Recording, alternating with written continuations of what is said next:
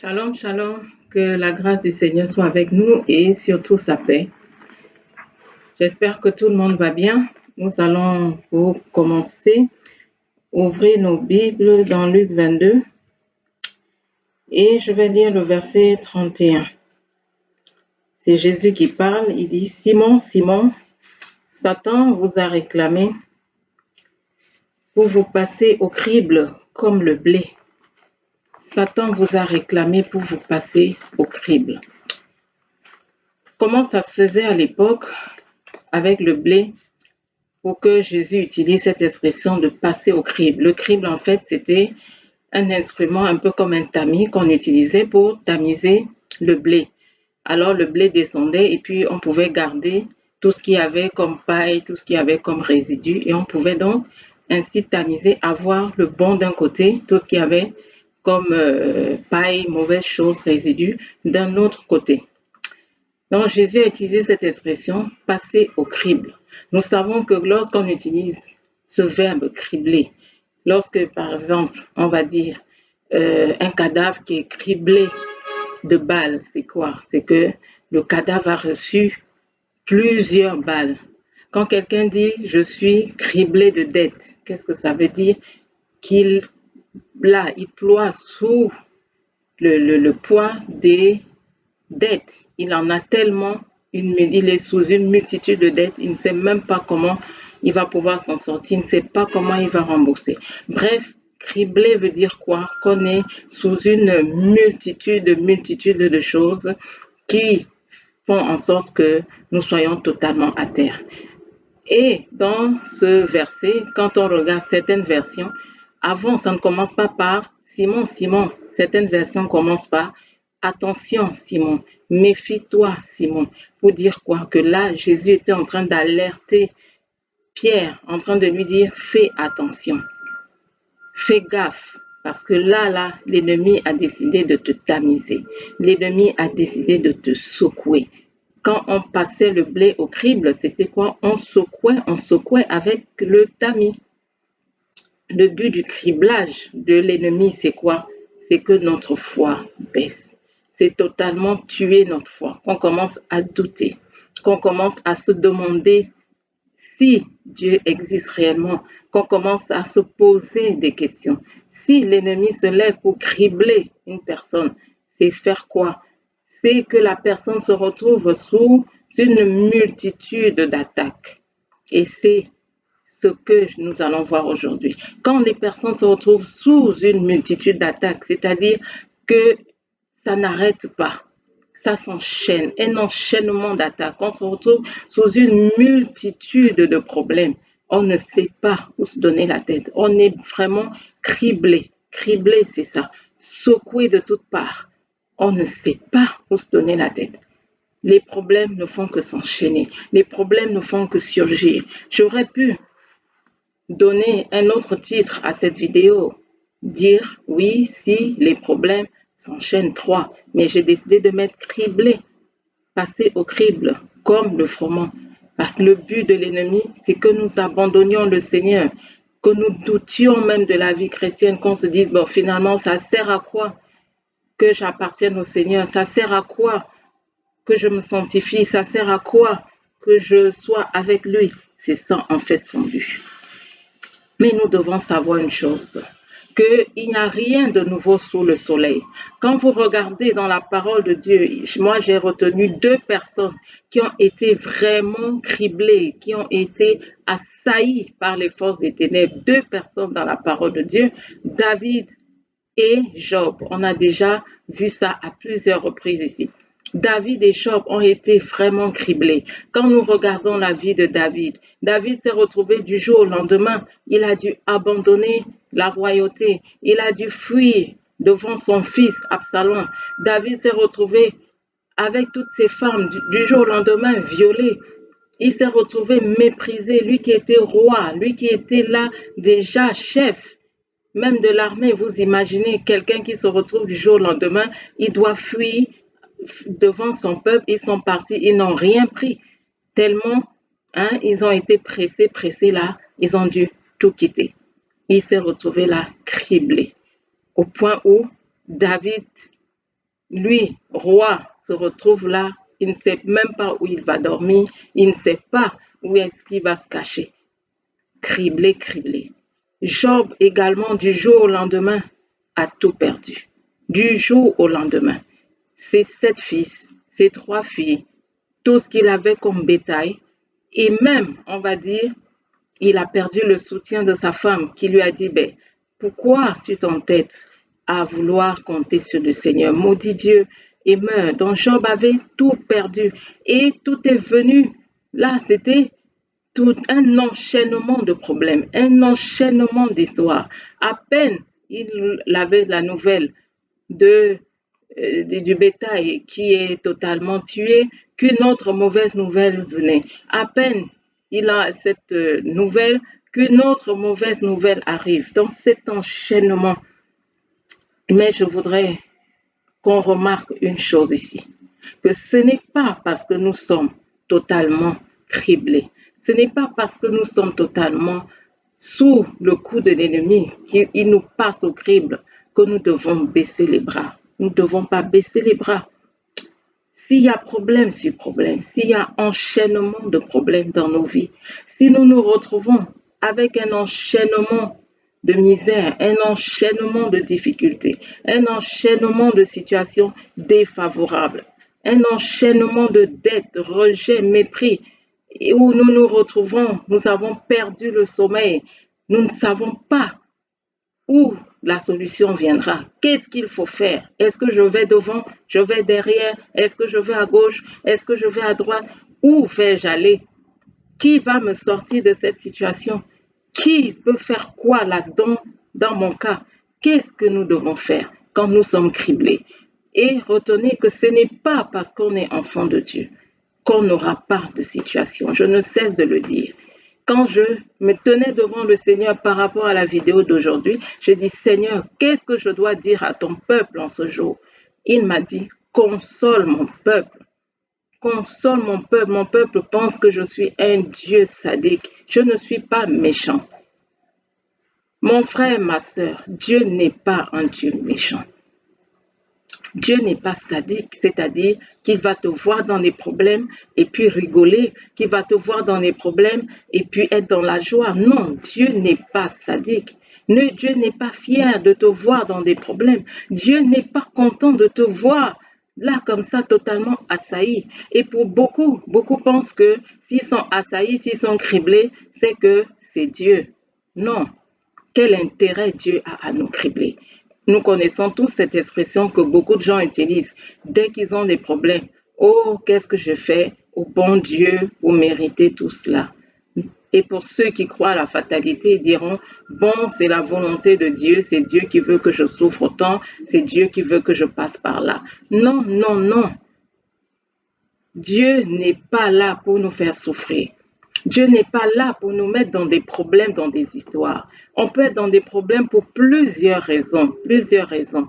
Je m'étends dessus tout le temps. On peut être dans des problèmes pour plusieurs raisons. Déjà, le seul fait d'être enfant de Dieu, il faut se dire qu'on aura des problèmes. On nous sera attaqué. Dieu n'a pas dit qu'il nous sort du monde. Nous sommes dans le monde. Donc, s'il y a crise économique, nous faisons partie du monde. S'il y a des problèmes autour de nous, nous faisons partie du monde. Quand nous regardons ce qui s'est passé avec les disciples, si vous vous souvenez, le jour où Pierre a marché sur l'eau, qu'est-ce qui s'est produit? Les disciples étaient dans une barque, ils sont allés rejoindre Jésus. Ce jour-là, qu'est-ce qu'il y a eu? Il n'y a pas eu de problème. Quand Jésus n'était pas dans la barque, il n'y a pas eu de problème. Les vents ne se sont pas levés. Il n'y a pas eu la houle, il n'y a pas eu des vagues, rien. Les disciples ont pu arriver où était Jésus. Mais le jour où Jésus était avec eux dans la barque, c'est ce jour-là où les vents se sont levés. C'est ce jour-là où il y a la houle, il y a les vagues qui se sont levées. Pour dire quoi? Que la présence de Jésus dans ta vie, ça ne veut pas dire que tu es exempt de problèmes. Ça ne veut pas dire que tu es exempt de situations. Sinon, Dieu ne nous aurait pas dit, si tu traverses les eaux, je suis avec toi. Si tu passes par le feu, ça veut dire qu'enfant de Dieu, tu peux passer par le feu. Tu peux traverser les eaux. Mais la grande différence, c'est quoi? Dieu sera avec toi dans ces problèmes. Donc, si toi qui m'écoutes, tu n'as pas encore donné ta vie à Jésus, je te le dis, tu n'auras pas de solution à tes problèmes. Donne ta vie à Jésus. Va voir la vidéo que j'ai postée. Le titre, c'est Le salut en Jésus. Écoute, donne ta vie à Jésus, cherche-le et marche avec lui. Et si tu as donné ta vie à Jésus, dis-toi que là, tu as fait le bon choix. Tu es au bon endroit. Tu as choisi la meilleure voie. Et là, tu auras un soutien en temps de problème. Tu auras un soutien en cas d'histoire. Et qu'est-ce que David et Job ont fait? Il y a une constance que je veux que nous retenions par rapport à David et par rapport à Job. David, quand nous lisons les psaumes, quand nous regardons, il y a tellement de psaumes où David dit qu'il se confie en Dieu, où David va rappeler à Dieu, oui, tu es mon rocher, tu es mon soutien. Je peux donner juste un verset, 2 Samuel 22, verset 3, où David dit quoi? Le Dieu qui est mon rocher, en qui je me confie, mon bouclier, la force qui me sauve. Mon bouclier, la force qui me sauve. Il y a énormément de versets dans les psaumes où David rappelle cela à Dieu, que c'est en toi que je me confie. Tu es mon bouclier, tu es ma forteresse. Je m'attends à toi, je me confie à toi. David savait une chose, qu'il ne fallait pas que sa foi défaille. Il ne fallait pas qu'il permette à l'ennemi de le mettre à terre. David savait une chose, qu'il fallait qu'il fasse entièrement confiance en Dieu, qu'il s'attende entièrement en lui, parce que la solution vient de Dieu et non ailleurs. Job également en est arrivé à dire, même s'il me tue, je m'attendrai à lui. Même quand la femme de Job lui disait, maudit Dieu et meurs, qu'est-ce que tu as à continuer à lui faire confiance? Job a dit, moi je continue à faire confiance en Dieu, même s'il doit me tuer, moi je m'attends à lui. C'est lui mon Dieu. Je m'attends à lui. Et quand nous regardons ces deux personnes, comment elles se sont comportées, c'est comme ça que Dieu voudrait que nous nous comportions en temps de problème, quand nous sommes assaillis par les épreuves, quand les problèmes surgissent de partout, quand c'est mauvaises nouvelles sur mauvaises nouvelles dans nos vies. C'est comme ça que nous devons apprendre à nous comporter. C'est comme ça que nous devons réagir face à ces problèmes, face à ces situations. Nous devons venir en disant, Dieu, en toi, je me confie. Dieu, j'ai mis mon espérance à toi. Seigneur, je me confie à toi. Seigneur, je m'attends à toi. Seigneur, tu es mon espérance. Tu es mon espérance, tu es mon espoir, quel que soit ce qui se passe. Or, beaucoup d'enfants de Dieu, qu'est-ce qu'ils font? Généralement, c'est les plaintes. Généralement, c'est les lamentations. Dieu veut qu'on arrête aujourd'hui avec les plaintes et avec les lamentations. Sachez que dans la parole, il est dit quoi? Que nous devons offrir à Dieu un parfum de bonne odeur. Et quand Dieu parle de parfum de bonne odeur, c'est quoi? On a déjà vu dans mes vidéos l'importance de la louange, comment en élevant la louange, nous permettons à Dieu d'agir. Et les psaumes d'ailleurs ne sont pas que des prières, ce sont aussi des louanges. Pour ça que David, vous allez voir des psaumes où on dit avec instrument. Il prenait son instrument, il chantait. Seigneur, je m'attends à toi. Seigneur, tu es bon. Seigneur, je te loue, quel que soit le problème, quelle que soit la situation. Nous devons offrir au Seigneur un parfum de bonne odeur, déjà des louanges. Dieu siège au milieu de la louange de son peuple. Dieu est celui qui siège. Et si nous sommes là, au lieu d'offrir dans ce parfum de bonne odeur, nous offrons plutôt un parfum infect de plainte, un parfum infect de lamentation, qu'est-ce qui va se produire? Ça va être un parfum qui, au lieu d'attirer le Seigneur, va plutôt le repousser, parce que c'est quelque chose que Dieu n'agrée pas, les plaintes et les lamentations. Parce que nous serons en train de faire quoi? de dire, bon, là, je crois à un Dieu méchant, je crois à, oh, parce qu'on est là dans les lamentations. Oh Seigneur, pourquoi ceci? Oh Seigneur, pourquoi moi? Oh Seigneur, jusqu'à quand ça? Oh Seigneur, encore. Oh Seigneur, tu es où? Oh Seigneur, qu'est-ce que je t'ai fait? Oh Seigneur, non. Dieu ne veut plus de plaintes, Dieu ne veut plus de lamentation. Ce qu'il veut, c'est que nous venions à lui avec un parfum de bonne odeur. Il siège au milieu de la louange. Si nous le louons, si nous l'élevons, si nous continuons à dire combien il est bon, qu'est-ce qu'il va faire? Il va siéger, il va agir. Et dans Apocalypse 5, qu'est-ce qu'il nous est dit? Qu'on apportait devant l'agneau, Jésus, c'était quoi? Le parfum. Ce parfum-là, c'était quoi? Les prières des saints. Est-ce que tu pries quand tu es criblé ou tu es là dans des lamentations? Est-ce que tu chantes? Est-ce que tu loues le Seigneur quand tu es criblé ou tu t'enfermes dans des lamentations ou dans les plaintes? Ça, faut savoir aujourd'hui que lamentation égale sacrifice infect. Dieu ne peut pas siéger quand il y a des lamentations. Dieu ne peut pas siéger quand il y a des plaintes. Là où il y a des plaintes, là, c'est comme si tu es en train de reprocher des choses à Dieu. Tu es en train de lui dire, tu es méchant. Tu es en train de lui dire, tu es mauvais. Tu es en train de lui dire, mais pourquoi tu es mon Dieu? Quel est le Père de ce Père-là qui dit qu'il aime ses enfants et qui voudrait les voir dans des problèmes? Non. Permettons à Dieu d'agir par nos attitudes, par nos comportements. Peut-être que jusqu'aujourd'hui, tes prières n'ont pas encore eu exaucement parce que tu es dans les plaintes, parce que tu es dans les lamentations. Il faut que tu prennes la décision aujourd'hui de changer.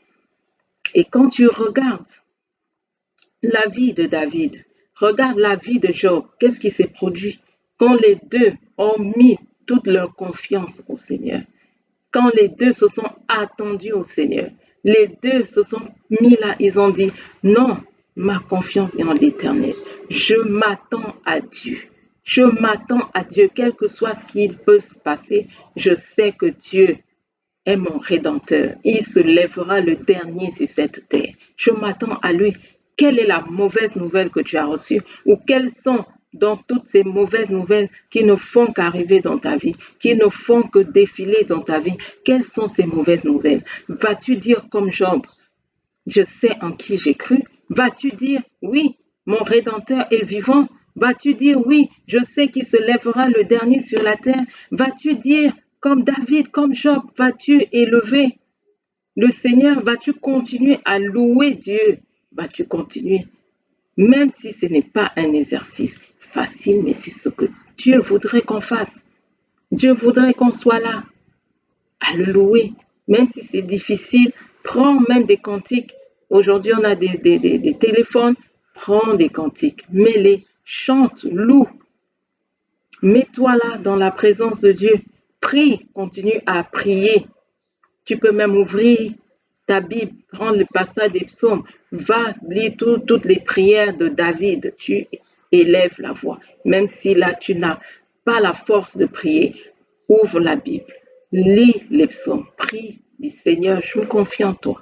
Seigneur, tu es mon espérance. Tu répètes les mots de David. Seigneur, je m'attends à toi. Seigneur, je compte sur toi. Seigneur, je réveille l'aurore pour te chercher. Seigneur, me voici.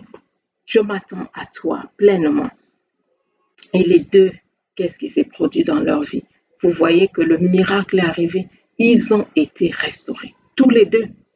La restauration de Dieu est venue. Dieu s'est glorifié dans leur vie. David a été restauré. Il a repris sa place de roi d'Israël. Il a repris sa place.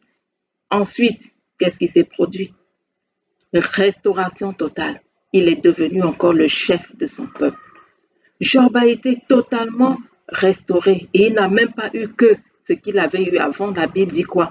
Dieu a doublé les bénédictions qu'il avait données avant. Dieu a doublé.